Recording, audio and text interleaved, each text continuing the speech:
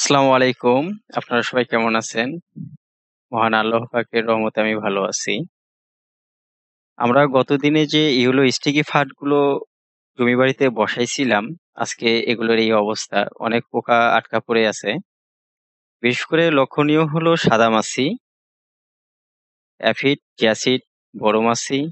আসলে মূলত মরিচ ক্ষেতের জন্য খুব ক্ষতিকর পতঙ্গ হলো সাদামাছি, অ্যাফিড, জিয়াসিড। এগুলোর কারণে পাতা কুঁকড়ে যায়, গাছ দুর্বল হয়ে যায়, ফুল ফল ঠিকভাবে আসে না, কাঙ্ক্ষিত ফলন আসে না।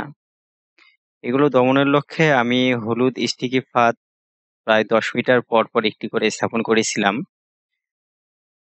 আজকে জমি বাড়িতে এসে দেখতে পারি অনেক পোকা আটকায় গেছে। মূলত এ থেকে বুঝতে পারলাম যে আমার ক্ষেতে অনেক পোকাই আসতিছে। এগুলো দমন করা এবং নিয়ন্ত্রণ করা অতিবই জরুরি।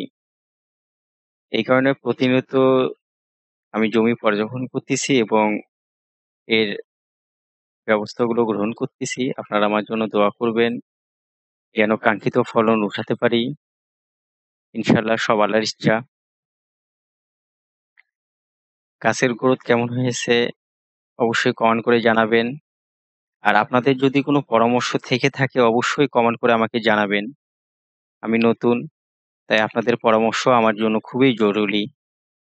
তো সকলে ভালো থাকবেন, সুস্থ থাকবেন। আল্লাহর কাছে দোয়া করি। আসসালামু আলাইকুম।